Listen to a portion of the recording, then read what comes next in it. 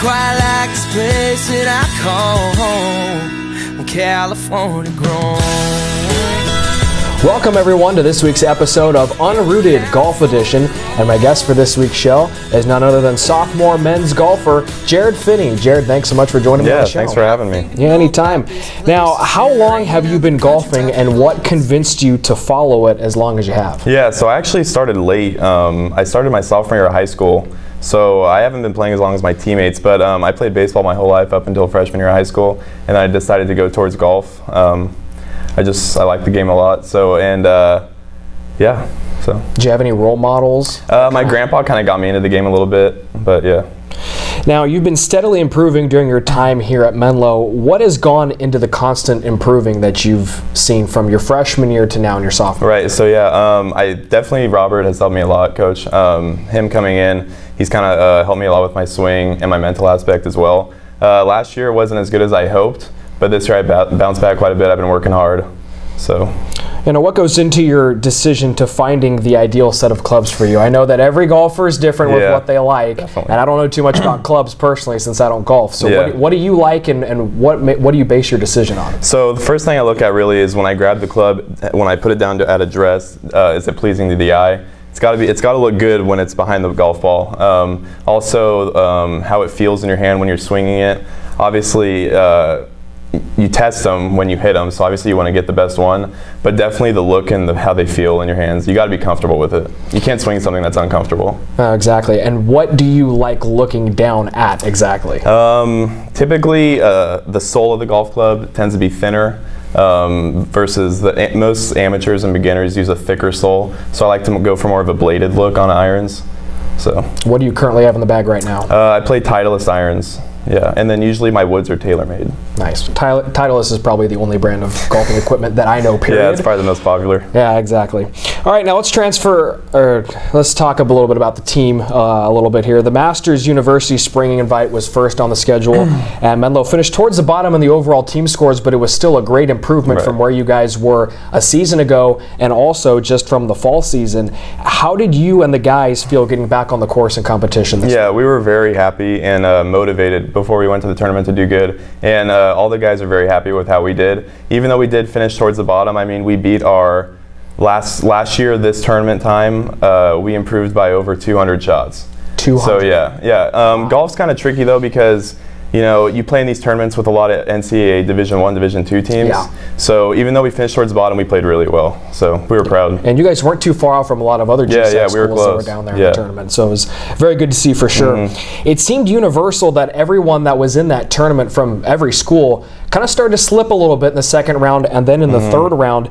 Did conditions get tougher, or what accounted for the progressively higher scores? Yeah, so the second round in day one, it got really cold. It got down to probably 47 degrees with the wind chill, so it was really cold and windy. In Southern California. Yeah, in Southern California. And then the third round, they actually moved the tees back on a lot of the holes, so the course played around 400 yards longer, and it was still pretty windy that second day too.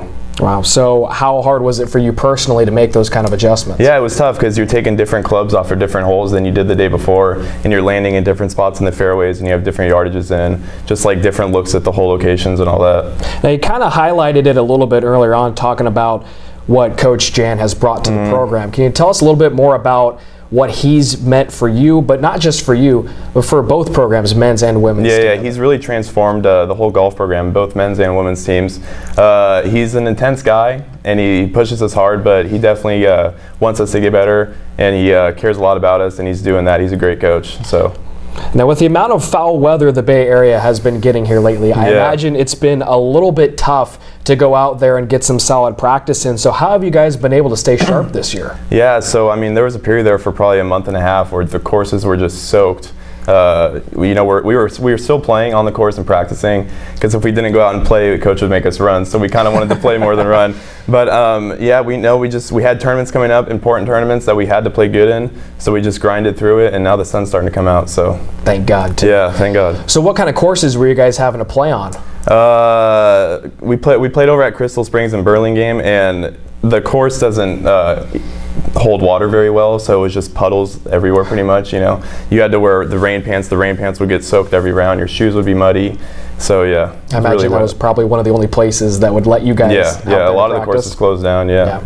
Now, the Menlo College Ocean Duel is up next on the schedule for you guys, the men's side, and it's the first time in quite a while that Menlo College has hosted a golf tournament. How are you and the guys preparing for this event? We're excited. I mean, especially the two courses that we're playing at, Paso Tiempo and Santa Cruz and Presidio up in San Francisco.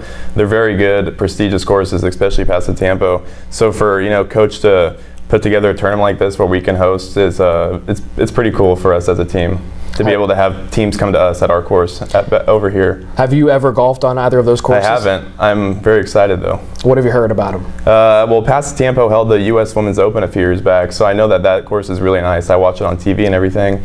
And then the one in San Francisco I know is pretty nice as well. I've heard Presidio is a little bit more on the difficult side. Yeah, they're both pretty tough. Our game ops director Lucas Armstrong was telling me about that. He said Presidio is not the easiest course out there. They're so tough. It should be a good challenge for you guys for sure. All right, let's transition into the final segment of the show. It's called Brownie Bites. All right. Jared, I'm going to ask you 3 random questions. Give me your best answer. All right, sounds good. Question number 1. What is the best hole-in-one celebration you've ever seen? That's a good question. Probably Tiger Woods in 1997. I don't know if you've heard of the course TPC Scottsdale. It's where they have the waste management open. I have, yeah. And they have the stadium hole 16.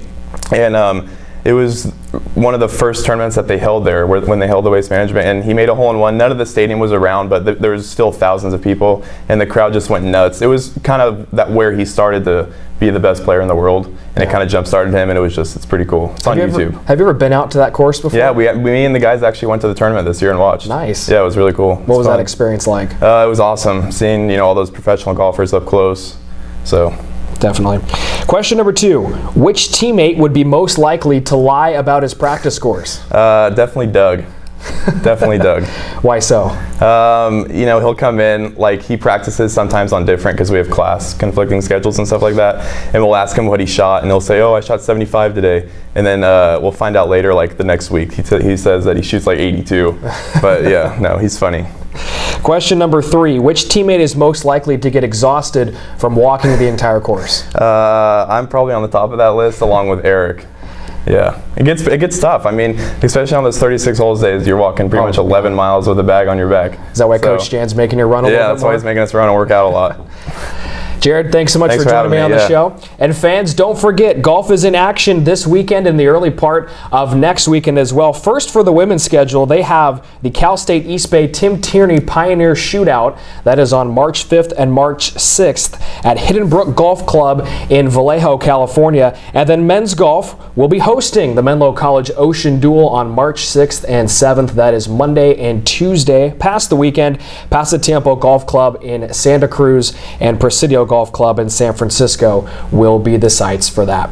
Well, we invite you to tune in to next week's show when Jared Finney will select the next golfer that I throw under the bus here on Unrooted. I'm Brian Brownfield. Thanks so much for tuning in, and we'll see you back here next week. Yeah, there's nothing quite like this place that I call home, California grown.